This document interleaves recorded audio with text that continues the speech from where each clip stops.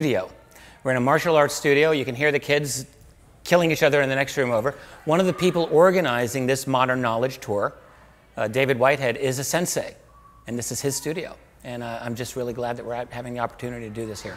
He's a 4th degree, I think, too. He's pretty good at it, by the way. So on the tour itself, you've been at 5, 6 cities by now? We've done 5. We've started in Halifax and worked our way up Prince Edward Island, all the way up the St. Lawrence River to Montreal. We went to Ottawa. That was our 5th city, and now we're in Toronto for the 6th. And then after this, we're going to drive west. Myself, Michael Tellinger, Chris Rusak, and David Whitehead organizing the tour, and Eliza Knockwood, who's a native activist and who's with us as well. And the 5 of us are going right across the country to Vancouver. Yeah, I must commend the Modern Knowledge Tour, Chris Rusak and David Whitehead, for what they're doing, and it's an amazing event. I want to ask you another question too in relationship to the tour itself. You've been traveling in an RV, is that correct? That's exactly right. We started in Halifax and we've been driving across the country ever since. Okay, so you put a lot of miles down in the RV. Have you guys seen anything in the skies during your trip? Have we seen anything in the skies? I would say we have not seen anything that we would consider a UFO. Okay. I haven't. We've had a lot of knowledge that we've shared with each other. I'm waiting for our first really, truly strange paranormal experience, but I don't think we've had anything like that yet. Not sure. That's not what this is about, of course. What we're really all about is we're about our research, we're about communicating our ideas, and we're really about planting seeds along the way in Canada, to be honest with you, about the things that we consider to be really important in this world. Indeed. And Mr. Dolan, I just wanted to again thank you for joining us here. And I was going to say, how do you find Canada? Like turn left at Newfoundland, but that's yeah, right. Little joke, anyway. I was going to ask you actually about perhaps, and you may disagree with this, perhaps your most well-known book would be AD After Disclosure. And so you are, in my opinion, in the opinion of many others, one of the ground zero seminal exo-politicians, because you have really taken the time to analyze, speculate exactly what would our lives be like and how would they transition were everything we hope to be true, benevolent interaction. And what is your own personal opinion now? Aside from the massive data that you have collected, are you still feeling that there would be some negative, some upheaval, or do you see the possibility of disclosure now as a completely positive event? I think that's a great question, by the way, Leslie, thank you. I believe that I have often felt it's a great paradox. I still feel that way. I think it's impossible, but it is inevitable. And impossible in the sense that our political leaders have no incentive ever, or not even the political leaders, the secret keepers themselves who stand behind the political system have no incentive for giving this secret up. They have too much to lose. But it will happen nonetheless. We're in an utterly revolutionary transition period of our own civilization. All you have to do is look at the last 20 years, look ahead to the next 20 years. It's obvious. It's obvious something is going to give. I don't believe that we'll ever truly be ready for disclosure, but that will not stop it from happening. Who is ever ready to have their first child? Nobody. You have it anyway. We will have disclosure. It will be forced upon the political leaders, and it'll be a big mess. My own feeling is it'll be messy. It'll be unpleasant in many ways. Anytime you have any kind of growth, whether it's personal, spiritual growth or political growth in the society, that means you shed illusions, you shed lies, and that's a difficult process. And we'll have to go through that process. There's really no way around it. There are many, many billions of people in this world who are attached to a certain paradigm, a certain way of picturing the world. And disclosure will shatter that. It'll just get discarded. So it'll be difficult. But you know, the alternative is being spoon-fed lies the rest of your life. And how long can humanity do this? So I think we're at a point where the question that I have asked myself is, what will be the trigger? It could be a leak. It could be a WikiLeaks type of event. It could be a mass sighting, which now with new technologies, we're capturing things more and more. It could be something totally unexpected that we can't even predict because our society is changing so dramatically. But I think something will force us open. And it'll be probably filled with cultural wars, maybe a bit of a mess, but that does not mean it won't be something much, much positive coming out on the other side, which I do believe. I'm an optimist in that regard. I think that we're not going to fall off a cliff and go back to sticks and stones. I think that we'll continue. I think we'll have a better, and I think we can create a more just society. It has to be based on truth, not lies. And the biggest reality, as I see it, is the presence of these other intelligences that are here on Earth, interacting with humanity in some very important way that we need to understand.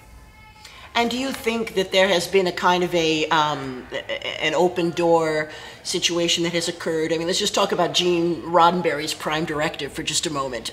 Do you feel that these are issues, this issue of disclosure is partly on a timetable, although of course time doesn't really exist in a linear sense, but that there are certain things that are in place now where perhaps we have, in our own primitive way, evolved to a point where we are ready to accept perhaps this next step of interaction? Yeah, that's another good question. I think what's happening is that we are going through a period of cultural change, and it's taken time.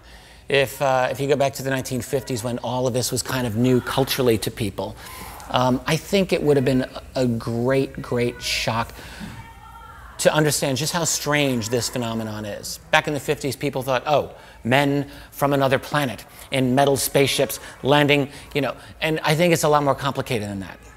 All right, they're not just coming here for the first time, take me to your leader. That's not how it's going down. And so it takes generations for true, deep ideological change, conceptual change to take place. That's really what you need. You need generations upon generations. One thing I can tell you is I had a friend who was very well placed within Central Intelligence, I think he's very connected to the whole CIA Hollywood thing. And the impression that he has given me consistently is that if you're trying to, if you have a big secret that you are slowly trying, you want the world to know about, you may not want to just throw it all out there at once. So in other words, the impression I get is that there may be this type of a slow acculturation process that is in place. I wasn't really sure for a long time if I believe that, but I think there's probably some of that going on. I think there's a lot of disinformation going on in that too. There's spin. Just, the CIA, the very fact that they're involved in Hollywood at all should make us not trust anything that comes out of there. But I think that they are trying to drop little hints here and there that they're getting people used to the idea that there are these other beings here. Now, if they would only get the idea right, what they're doing now is doing movies like Paul, little silly comedies where grays are hip and cool, or even like Close Encounters of the Third Kind, or what have you. Indeed, and I'm just going to ask one more question before I turn things over to Charlie. Okay. Mr. Dolan, have you been familiar with the work of Len Kasten and his recent book, The Secret Journey to Project Serpo? I'm friends with Len. I don't have that book, but I know what he has. I know that he's talked about Serpo, and I'm familiar with the Serpo story. Serpo, for anyone who's not familiar, is an unbelievably detailed, rich narrative. Came out about 10 years ago. In fact, this is how Kerry Cassidy and Bill Ryan really got their start in the public domain. They put out the Serpo material back in, I guess, 04, 05. And what it alleges to be is a series of insider accounts about a kind of an exchange program between humans and non-humans from a planet designated as Serpo. And it's very involved, it's very detailed. All I can tell you is that this has gotten a lot of meticulous attention from some very sophisticated analysts, who some of them do take it quite seriously. The only other thing I'll add is that the Serpo type of story, this exchange program, has been discussed quietly for much longer than just 10 years. So, I mean, I would be inclined to say that something like that is probably true. What we have is, look, the reality that we're living in, this officially sanctioned reality, is, I think anyone can realize it's a fiction. It's a fiction. Beyond this reality is something very vast, very profound, something involving what I have often called a breakaway civilization. That is, a civilization that's gotten vastly greater means of communication technology, different cosmology, different everything. What are they doing on that side of the fence? That is the question. And it's easy for us to be inhibited by our own cultural ideas about what they're possibly able to do. Are they able to go off-world, though? Yes, I think they are. I think they've mastered anti-gravity, electrogravitics for a long time. Whether Serpo is actually true, exactly true or not, I don't know. But I do believe something like that is probably true. Not too many people talk about the culture of ufologists. Mm-hmm. How does egotism enter into the world of ufology, once a quack science, to sort of a rock and roll kind of a status? You kind of look like a rock and roll star. Now, I'm letting the hair come out. Well, he's in the RV, so it's. Talk about being a rock and roll ufology star, and also why are ufologists, past, present, future, sometimes at war with each other, and where does this egotism in the ufology field comes from? Well, first of all, I will tell you categorically, I do not look at myself at all, and never will, as a rock and roll anything in ufology. I'm not about that. For me, it is 100% about my research. It is 100% about my message and about what I have to say to people. That's it. If someone looks at me in a positive way, I mean, I get positive feedback from people every day.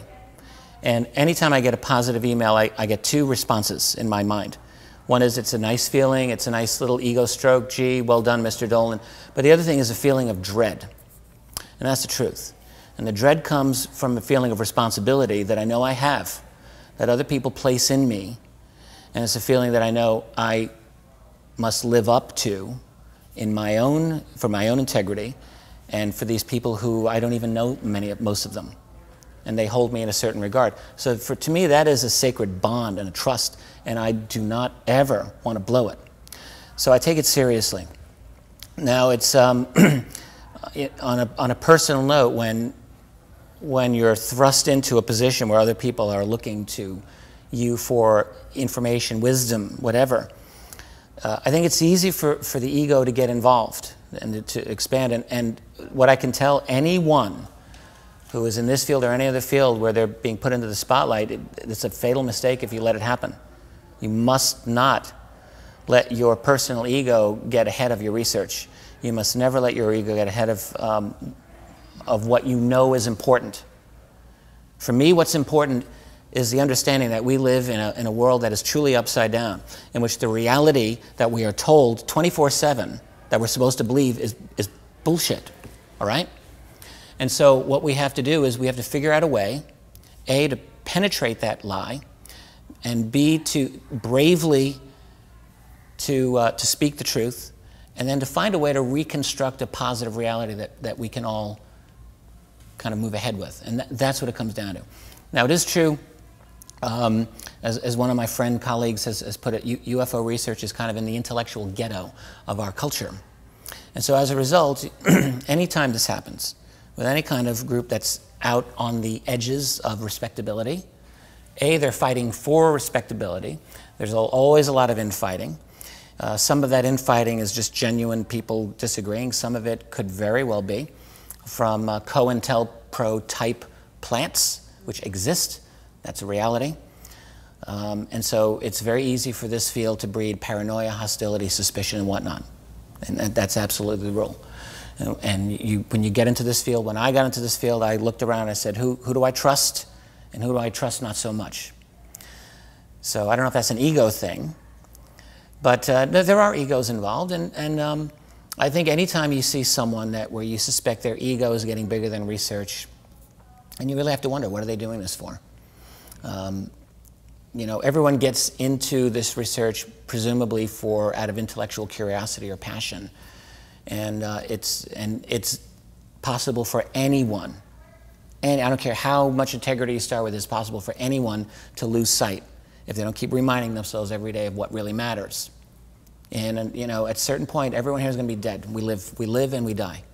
Whether you die at age 35 or 85, you're here and you're gone. So you have to ask yourself what matters, all right? And I'll tell you what I don't ever want to happen to me.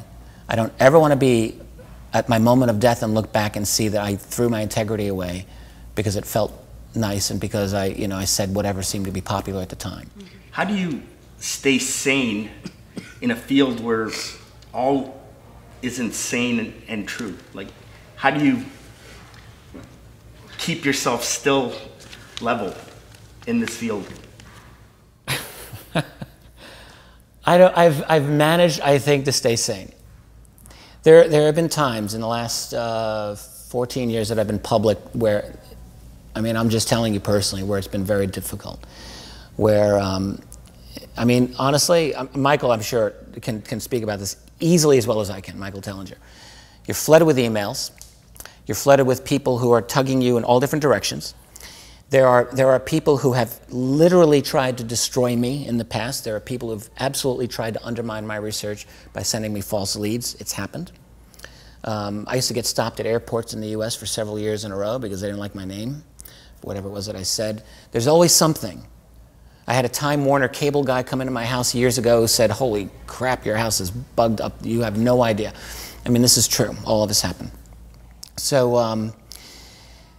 I don't know. I mean, at a certain point, I think I just decided I stopped caring that I was whether I was under attack or whether enough people had me in their crosshairs that they wanted to take me down. I literally just stopped caring. And once you stop caring about that, and you only care about the integrity of your work and the legacy that you hope you will leave, everything becomes much more simple to me. But I've stayed sane, and you know, this is a field, when you go into any field where your old paradigm gets shredded to 1,000 little pieces and tossed to the winds, which is what happens in this field. If you're brave enough, it happens. You've got to be strong. You cannot be weak. And I think what people will find if they go into what I lovingly call the fringe is that they will often find strength inside themselves that they didn't realize they have. I found that. I found that. How would you like to be known and remembered amongst the populace when your time has passed? Tell us the legacy you strive to achieve as Richard Dolan 100 years from now. I don't know. I don't. That's for people in the future to decide if there's any at all. Who knows? Most people, you know, 100 years after they're gone, they're forgotten. That'll probably be true of me. Who knows? If they remember me in any way, I want it to be someone who lived a life of bravery and integrity. If I can do that, I'm very happy. Okay. First off, I'm really impressed and enamored by your answers. They're beautiful. Well spoken, well said, and really heartfelt for me. Well, thank you. Thanks very much. You wrote some amazing UFO-related books. UFOs in the National Security State, Volumes 1, Volumes 2, which I both own, where you documented hundreds of UFO-related cases. Yes. And I believe you're writing the third volume soon, right? I am indeed. In fact, I started, I wrote the first volume of UFOs National Security State almost 14 years ago. Second volume came out, then I did AD After Disclosure. Then I have a new book out, which actually I just love to mention because I love this book. It's called UFOs for the 21st Century Mind. It's a fresh overview of the entire subject of UFOs in all of its unbelievable, mysterious glory. It's a 500-page book that covers the history, the philosophy, it covers contact, it covers the politics, the deep politics, not the kindergarten level politics that we're often barraged with. It talks about the psychology of dealing with this phenomenon. It looks at the future. So all of the things I feel are important, and that's out now. The third volume of UFOs National Security State, as soon as I'm done with this tour, I think actually in July of this year, 2014, I'll probably be back deep into wrapping up that third volume. I have a lot of the research done. It's been a life's work. I mean, each one of those volumes is 500-600 pages. And they each require a tremendous amount of research. Fortunately, the research for Volume 3 has been done for quite some time, and I know just how I want to do it. It's just a matter of writing a 600-page book. So another thing I want to commend you on, when you buy everybody out there, when you buy a Richard Dolan book, for anybody who hasn't bought a book by yourself, it's quality. And it's Well, not a 120-page novel. I love writing. That's the truth. And I mean, I love research. I love ferreting things out, and I love speaking the truth. But I love writing it as well as I can, and that's important to me. It always has been. Yes, and I can tell. I mean, when I read your books, it's amazingly great content. Thanks. It's thoroughly researched. And about that research that you've done, if you were to pick one story out of the hundreds of stories that you have, or maybe thousands of stories that have come across your lap, in your opinion, what would be your best UFO-related stories from all the ones that you wrote? I'll tell you, this is one I have never shared, and it's too complex to share. One project that I'm absolutely going to do. Over the years, I've collected a lot of strange stories from people. People write to me all the time. And what has become clear to me is the level of absolute bizarre strangeness that so many people live in that they share with nobody. Nobody. But they share it with me frequently. And I've collected a lot of these stories. One of them, I'll just throw out a hint.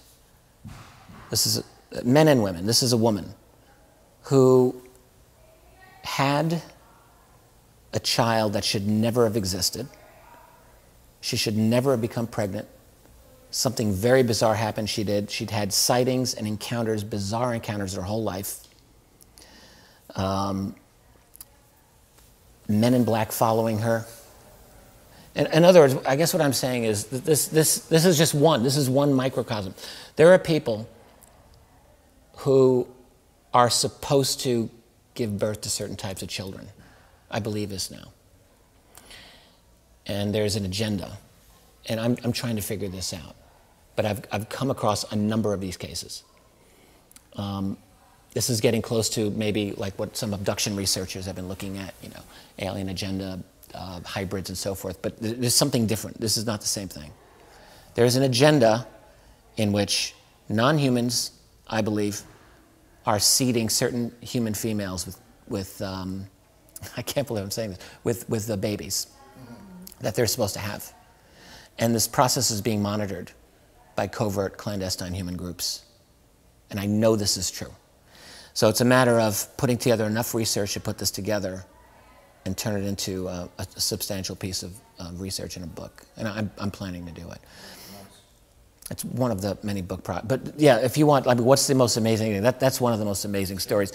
And honestly, I've just tossed a little tidbit out. It's a matter of really putting this together and formalizing it. There are a few other researchers that I deal with who are deeply, deeply into the weird, you know, as I call it. And I may do a book with one of them, or I may just do it on my own. But it's almost as if there's this meta intelligence, this grand intelligence that's managing us, you know. And I mean, I'm just wondering out loud, but is it a case where they almost play us like a video game? You know, they'll say, oh, I've got Leslie for the next 5 years. What are we going to do with her? Oh, we'll have her meet that person and have her do this and this and this.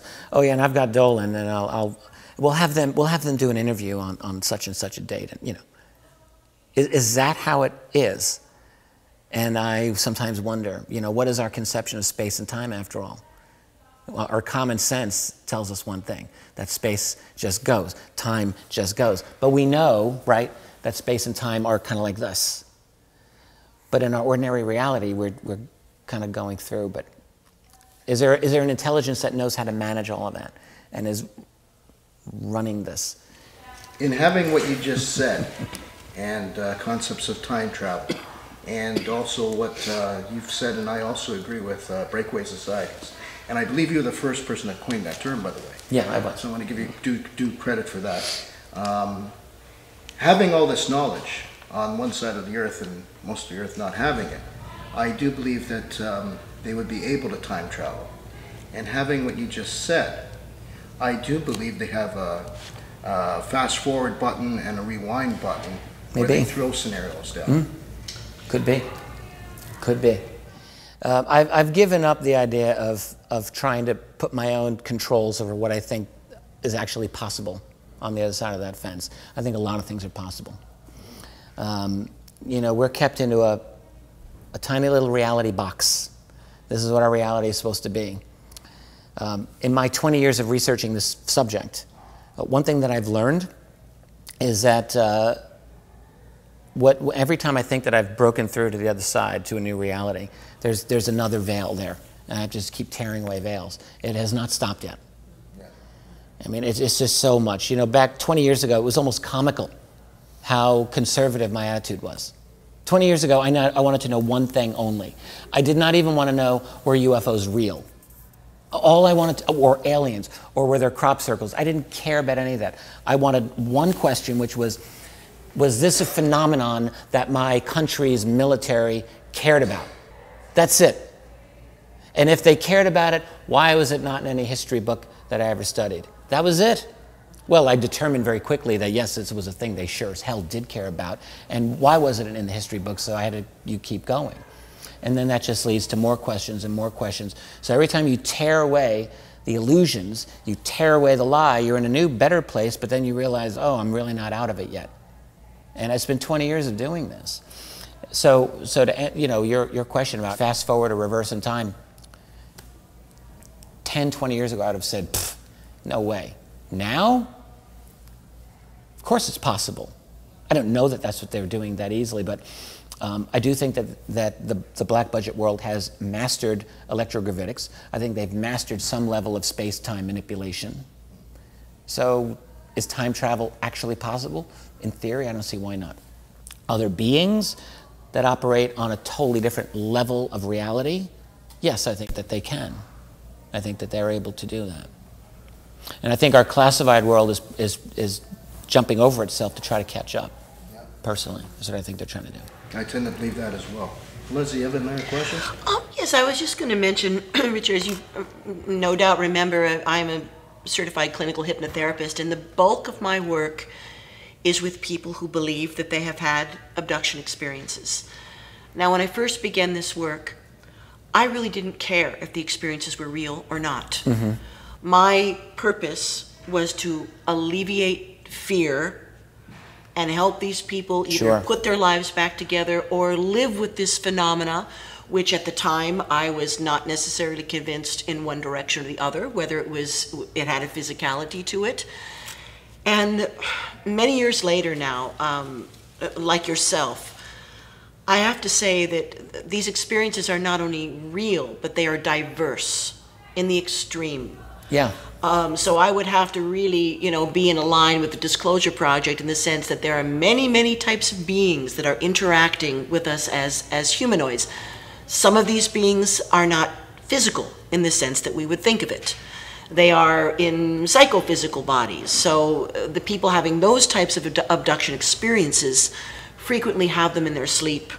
It's more of it's almost like a lucid dreaming type of thing. Right. And yet there will still be great physical evidence. There will be triangles, there will be scars, there will be this, there will be that. So reality is not dense. I agree with everything you're saying here. I think that we're dealing with a very complex interaction. Like I said, in the 1950s, it was just like men, and almost maybe one or two women, but men from another planet in spaceships. What we're dealing with is vastly more complex, and it's not all physical. You're absolutely right. There's something very, very important and profound and complex, and the experiences, I also agree with you, are very diverse. From deeply traumatic, where people do not know how to process what they've gone through, and this is so important, to very transformative experiences where people have gone through this incredible process, which may have been painful as well, but they come out of it in a very positive way, because that's what spiritual growth is. You have to tear away illusions.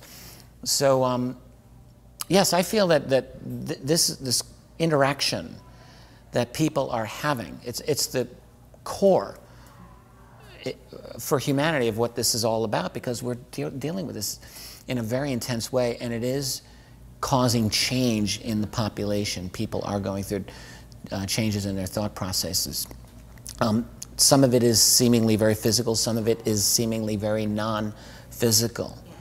And what exactly all that means, I haven't figured it out. What I really believe is that this phenomenon is we're right at the edge of our understanding when we're dealing with it. And it's there and it's a little bit beyond, and we are really struggling to understand. When I spoke of the woman with the baby, that she shouldn't have had the baby, this is someone who's a brilliant individual and who's had lifelong experiences. And I can tell you, she was just telling me recently, she doesn't understand to this day. Just because you've gone through it doesn't mean that you really get it all. We're encountering this. We know that there's something important there. I don't know how much time we have. I'm happy to chat as long as you like, but I know Michael's coming on. I do feel that I want to talk a little bit about the politics of this, because that's what drew me in to begin with. And I think the politics are very, very important, because what's happened is that the secrecy on this subject, you know, years ago I thought, well, it's obviously real, so how do they keep the secret? And I've spent the last 20 years trying to figure this out. The secret has become international, just like power has. It's become privatized, it's become international. And it has subverted, deeply subverted, the political systems of most nations in the world, in particular that of my country, the United States, where the secrecy, I think, that is the heart of the UFO secret, is in the US black budget structure, which has become privatized, which has become dominated by private money, and buried within our black budget special access programs. And it's destroyed my country's system, which was once a great, beautiful system that was ideally, you know, government of the people. And what's happened is it's been subverted. So that when people wonder, well, why does UFOs matter? Well, one reason it matters is because it's literally destroyed the American government, and that matters for everybody around the world. When you turn the United States into an empire that does not answer to the people in any way, that's important. And the UFO cover-up is part of the reason that's happened. I mean, when I dissect, you start with the 1940s and you see that this is a secret that had to do an end run around congressional authority, congressional oversight. And it goes deeper and deeper, and it's subverted my country. And all of the allies that are under the US thumb, including Canada, including the European countries, including everywhere where the NSA rules. So the politics of this are important, and this is why I believe disclosure,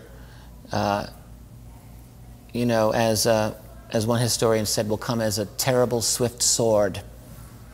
And when it does, it's going to cause a political revolution in my country, because it will mean that there will be many, many unhappy people over the fact that this secrecy, this criminal secrecy, has destroyed their system of government, their media, their politics, everything. There'll be a lot of hell to pay. That'll be a good thing. It has to be done. There's no way around it. The system has become rotten to the core. And the end of UFO secrecy will open up a whole can of worms dealing with a whole bunch of other secret things, whether it's 9/11, chemtrails, underground bases, you name it. It'll all come out, and it needs to come out. Yeah. We have to lance the boil, as it were. Exactly. We must lance the boil, and I think, you know, one of the keys, and certainly yourself, Mr. Tellinger, and many other wonderful, intelligent, forward-thinking souls, are about dissolving fear. If I had to say that there was one single thing that is impeding what we know to be progress, it is fear. And, I think that's well said, yeah. You know, it is. It truly is. And certainly, as I mentioned earlier, with these diversity of experiences that people are having, there are many, many positive experiences that are illuminating and magnificent. And what we're starting to see, and I know Dr. John Mack, bless him, late Dr. John Mack, a lot of his work had to do with post-traumatic stress disorder, had to do with some very disturbing things. But what I'm starting to find, and this is true in the past 5 years, is that there's a tremendous amount of complicity and agreements. In other words, very often in the hypnosis sessions that I have, we get to a point, often in the teenage years, 18, 17, where the individual who has experienced all of this phenomena is given a choice. Would you like to continue to work with us and help us to seep in these messages and do away with the poverty and the sickness? Would you like to participate? So rather than, you know, the Betty and Barney Hill, classic gray probes, blah, blah, blah thing, the majority of what we are seeing now, I would have to say, at least from my own work, I can't speak for anybody else who does this work, but what I am seeing is a tremendous trend of, perhaps complicity is the wrong word, partnership. Partnership. Mm-hmm. And I truly believe that there is a partnership going on between beings who have a benevolent intention, who feel a deep connection with us, either genetically or just out of empathy. So we're seeing these really wonderful experiences. It's not all about, you know, the grays with all of their dark stuff. I think it's complex. Personally, I think that humanity is the greatest show in this quadrant of the galaxy right now. I really think so. So you think where we've come in the last 100 years, 100 years. 100 years ago, 150 years ago, we were still a civilization of horses pulling wooden carts, you know? We go from that to massive industrialization, aircraft, radio, television, nuclear weapons, computers, and nanotech and iPhones and everything else. They all see that we've just gone like a rocket ship, right up. So we're on the fast track right now to something. And I believe that any group that's got any ability to observe us or interact with us is doing it right now. So that means all of them. Just because they're more technologically advanced than us does not mean that they're necessarily more ethical. They may not be. There could be interstellar economic hitmen out there, but there could be people who do care. And I suspect that we've got different groups, because just based on the apparent types of interactions people are having, they do vary, and that would fit. That would fit that you've got different agendas afoot. So I would say it's probably complex, and I sure would like to have an accurate scorecard of all the players. Indeed. And I can tell you that in many, many regressions to recover missing time or missing memories, we do see different beings working together. So as you say, it's an incredibly complex, layered scenario. There appear to be beings who are particularly good at medical things. A lot of the abductees call them the brown doctors. So we are talking about a diverse group of people, many of which work together. So I feel positive. I feel positive for your children, for my children, for all of our children. I feel very positive that we're ushering in an era of enlightenment and partnership in this third density. Well, that's good. I think I like that thought, and if we maintain integrity, we maintain, you know, really what it ultimately comes down to is how we, human beings, comport ourselves in this world of ours, with or without other beings.